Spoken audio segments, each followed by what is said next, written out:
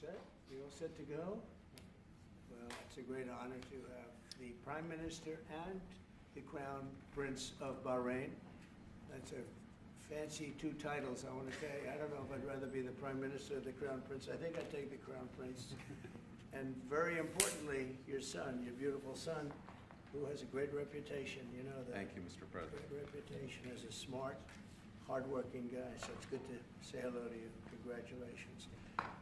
We've had a tremendous relationship, I have personally, with Bahrain over the years, and has been a fantastic ally. And anything they needed, we helped them, and anything we needed, they helped us.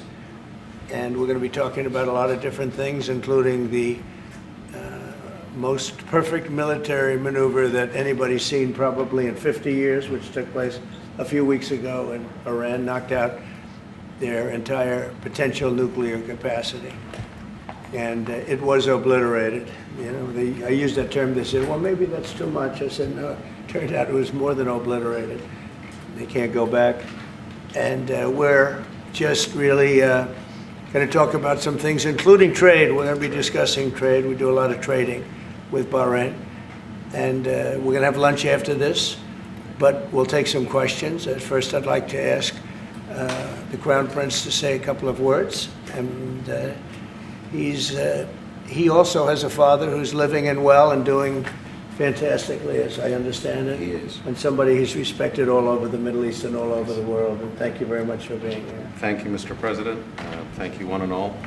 It is indeed a great honor to be here on this fine morning to put into action the relationship that exists between our two countries. We will be discussing security issues, we'll be discussing trade and investment, which is very important. We're very happy to be announcing $17 billion worth of deals that are coming to the United States. And this is real. This isn't... it's real money. These aren't fake deals. These are real deals. They don't have to borrow the money. We don't have to borrow it. It's coming in. And it only builds upon a legacy that we're very proud of. We have had a relationship in the civil side between our two countries since 1893 and formally since 1948. So may it long continue, and we look forward to many, many more years of productive partnership. Thank you, Mr. President. We will have You that. honor us. We will have that indeed. We'll have many good years, and I'd say right now is your top year, and we appreciate the investment. It's a great. We left, as you know, Saudi Arabia. We were just there in Saudi Arabia, and Qatar was so great. The leaders great. We had UAE, and we had a couple of other visits, but all great places, and we left with $5.1 trillion of investment, and they all want to be investing in the United States now. We have, I think we have over $16 trillion of investment coming in, which is a record, and we're only a little bit into the year. And let's say the first 2 months I sort of took it easy because we had to fix up the Oval Office. I had to devote my time to fixing it up, but now we had to fix up our country. So we have, I think everyone is saying we have the hottest country now anywhere in the world. We were dead a year ago. We are a dead country. And now we have the hottest country anywhere in the world. And it's a great honor to have you here. Thank you, Mr. President. Any questions? Syria. On the developments in Syria at the moment. Well, I can comment. I think I'll ask Marco to say a few words on Syria. Yeah, it's complicated, obviously. These are historic, long-time rivalries between different groups in the southwest of Syria, Bedouins, the Druze community, and it led to an unfortunate situation and a misunderstanding, it looks like, between the Israeli side and the Syrian side. So we've been engaged with them all morning long and all night long with both sides, and we think we're on our way towards a real de-escalation and then hopefully get back on track in helping Syria build a country and arriving at a situation there in the Middle East is far more stable. So in the next few hours, we hope to see some real progress to end what you've been seeing over the last couple hours. Mr. President, Jerome Powell, do you have plans, or if you're back considering firing Jerome Powell, and what's your justification if you're thinking about this to do this? Too late. He's always been too late, hence his nickname, Too Late. He should have cut interest rates a long time ago. Europe has cut them 10 times in the short period of time, and we cut them none. The only time he cut them was just before the election to try and help Kamala or Biden, whoever the hell it was, because nobody really knew. Obviously, that didn't work, but he tried to cut him for the Democrats, Kamala. And how did that work out? You'll tell me. It didn't work out too well, did it? But I think he does a terrible job. He's costing us a lot of money, and we fight through it. It's almost, the country's become so successful that it doesn't have a big impact, but it does hurt people wanting to get a mortgage. People want to buy a house.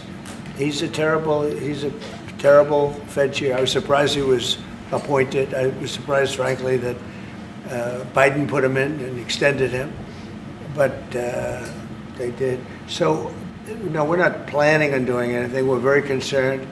He's doing a little renovation for $2.5 billion of the Fed, building a renovation, and they have a close to $900 million cost overrun, and it's a shame. But the biggest cost overrun is the cost overrun for interest rates, because we should be paying 3 points lower, and we would save $1 trillion a year in interest if that were the case. And all it is the stroke of a pen. And that goes for his board, too, because his board is not doing the job, because they should try and rein this guy in.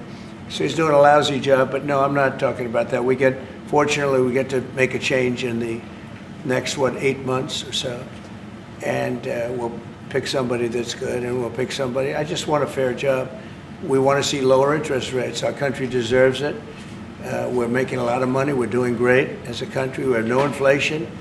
Record stock market, record business, record everything. Everything's a record now.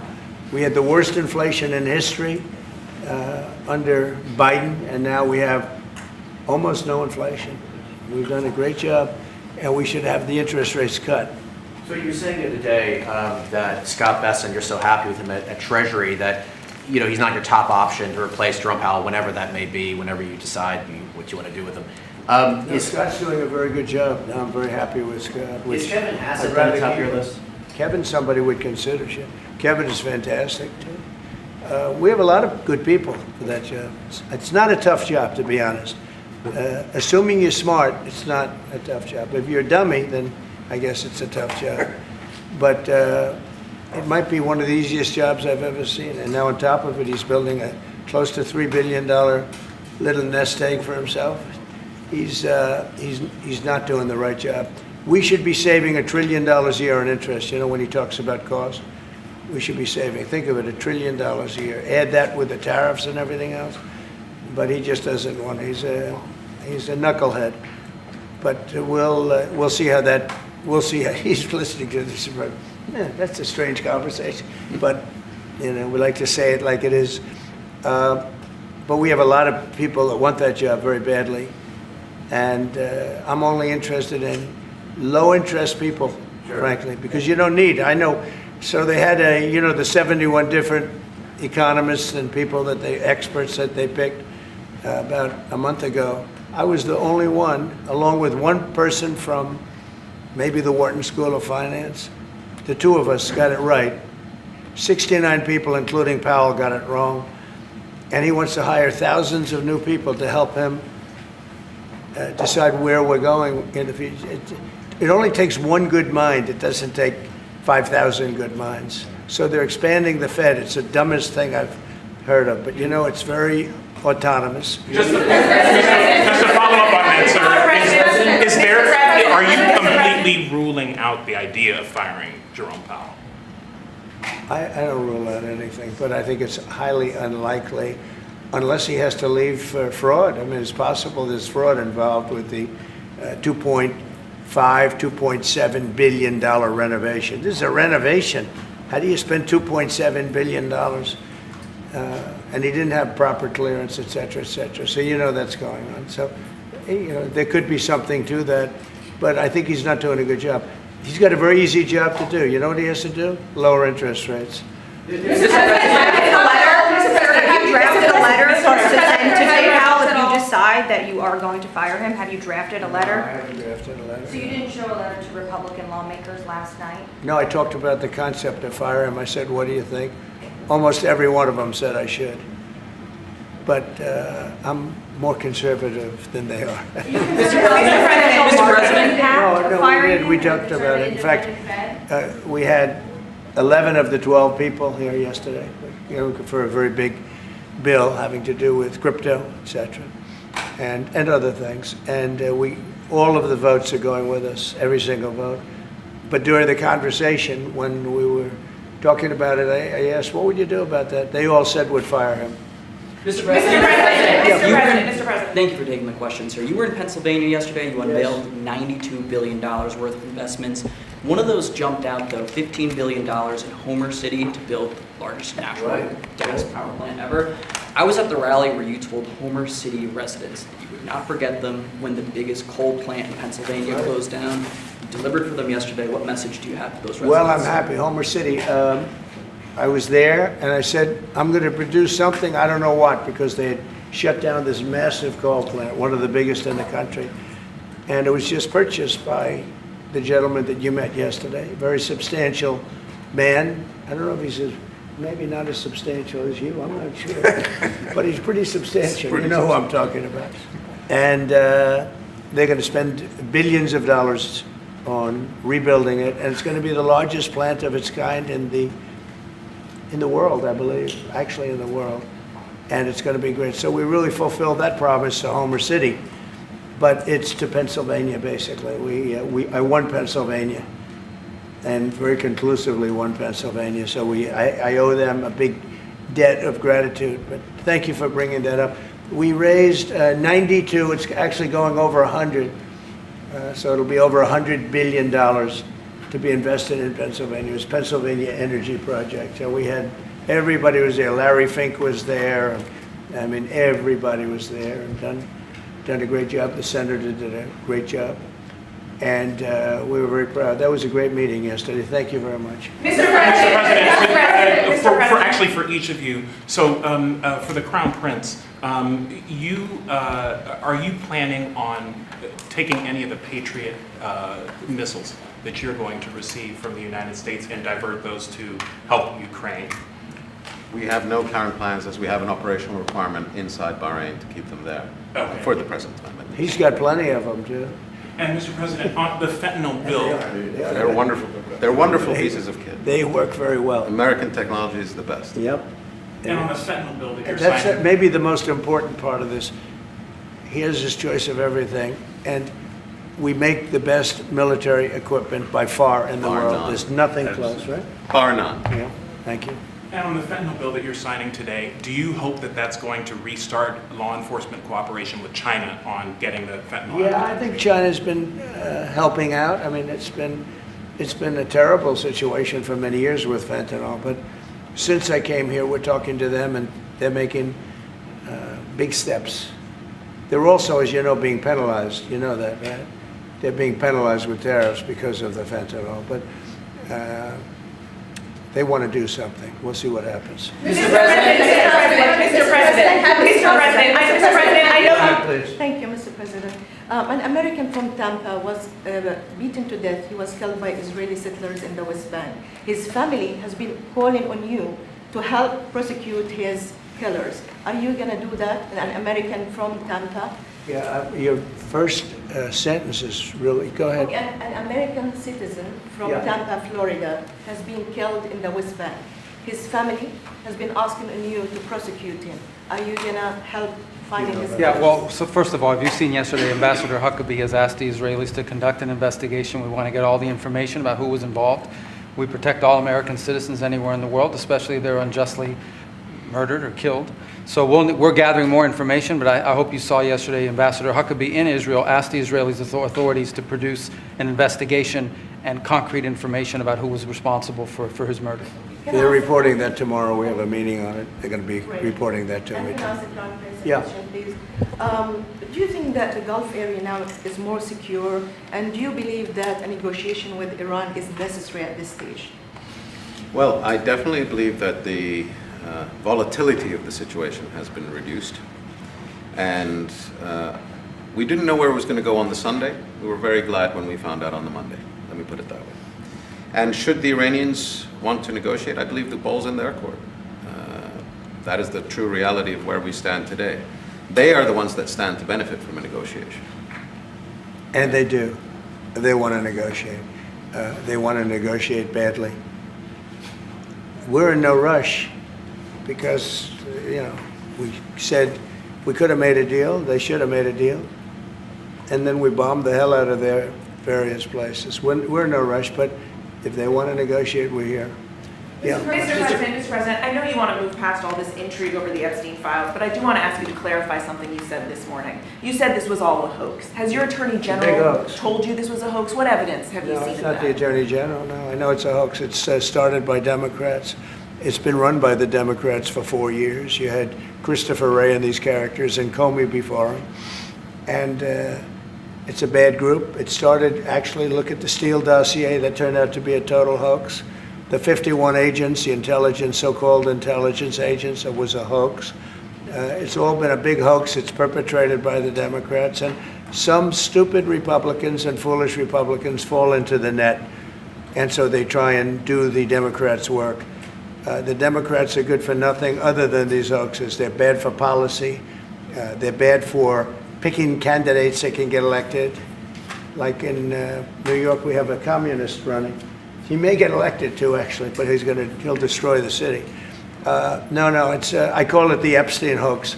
It takes a lot of time and effort. Instead of talking about the great achievements, we've had a great gentleman.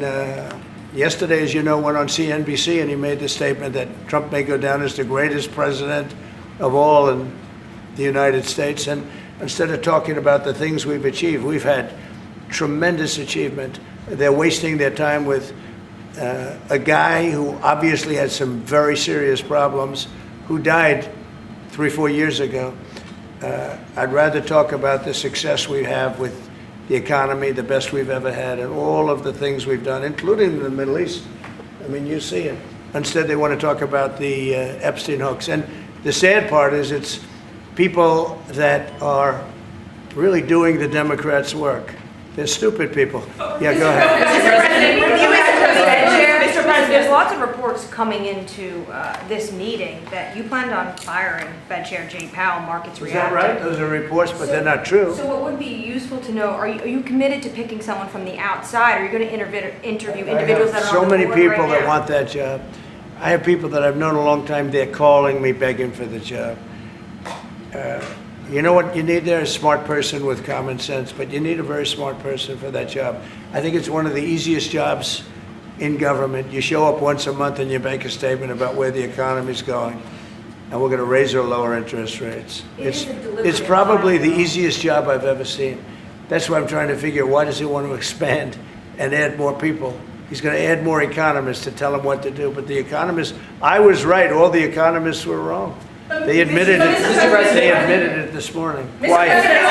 Go ahead. Mr. President, on Jerome Powell, you mentioned fraud in an earlier answer. Are you saying you want to investigate the Fed chair for fraud related to this renovation? Well, I think he's already under investigation.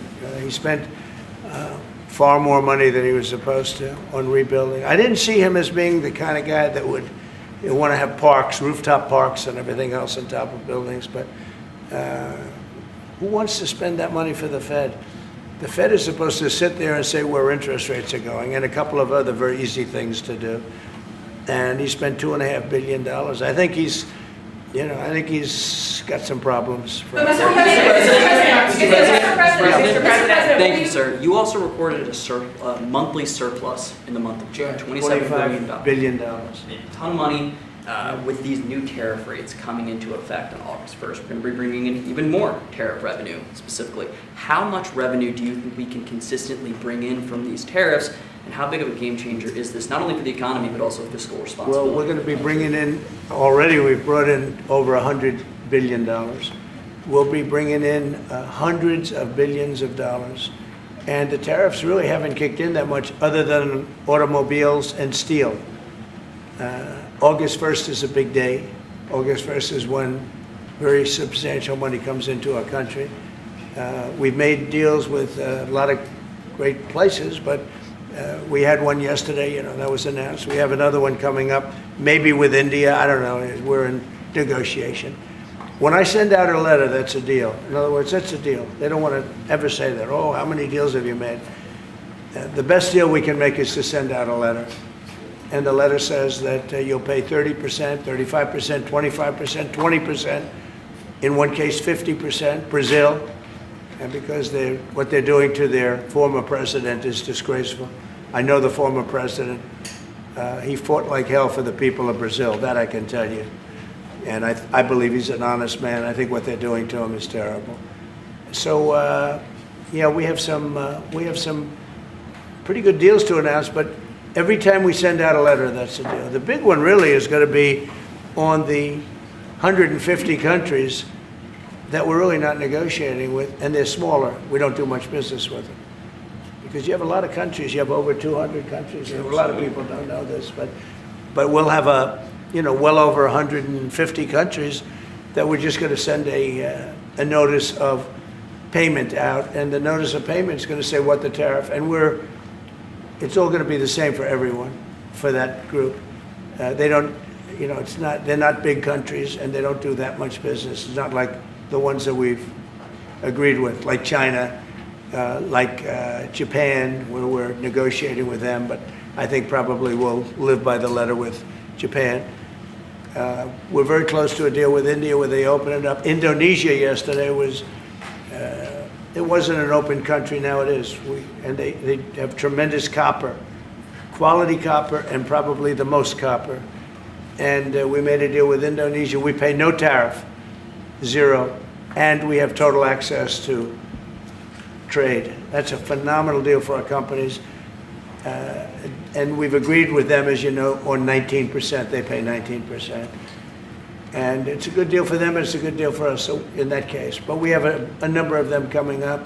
But overall, we're doing well, and we're taking in a lot of money, a lot of money. We have the number one, we have the most oil of any country in the world, even more than them, which is hard to believe.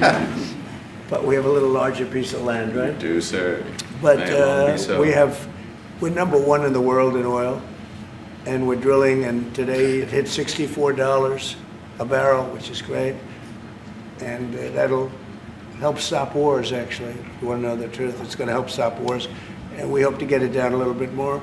But we have oil down to $2, $2.25, $2.50 in numerous states. We hit one at $1.98 a gallon, and that's a great thing. That's one of the reasons that inflation's in check. When you can do that, you stop the inflation. What Biden did is he ended our policies, went to his policies. He doesn't have a policy. Some lunatic around the desk had a policy. Whoever operated the auto pen had a policy, which is, by the way, I think the biggest scandal. That's the scandal they should be talking about, not Jeffrey Epstein. The scandal you should be talking about is the auto pen, because I think it's the biggest scandal, one of them in American history. So the economy is doing really well, and people are seeing it. Yeah. Mr. President, will you ask Attorney General Pam Bondi to release more documents to finally put this controversy to bed? Whatever's credible, she can release. If a document is credible, if a document's there that is credible, she can release. I think it's good. But it's just a subject. He's dead. He's gone, and all it is the Republicans. Certain Republicans got duped by the Democrats, and they're following a Democrat playbook, and no different than Russia, and all the other hoaxes. They're started by the Democrats, and some Republicans. In this case, I was surprised, but they got duped. But have you talked about it with her the last witness? President, first of all, remember your high-ranking officials, whether it's been your FBI director or Pam Bondi, they have made some inconsistent statements in the past. You've had. Well, I don't know. I can't speak about him, but I can say that Pam Bondi, I really think that she's done very good. She says, I gave you all the credible information. And if she finds any more credible information, she'll give that too.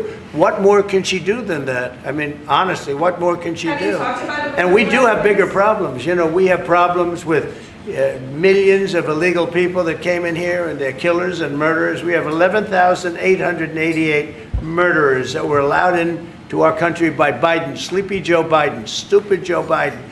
He allowed him into our country. And you know what? We got to do something about it. She's got a lot of things she's working on. And, you know, it's very sad that somebody can be waylaid, that just get waylaid, but I think she's doing a great job, personally. In your Truth Social this morning, you mentioned past supporters when you were talking about the Epstein issue.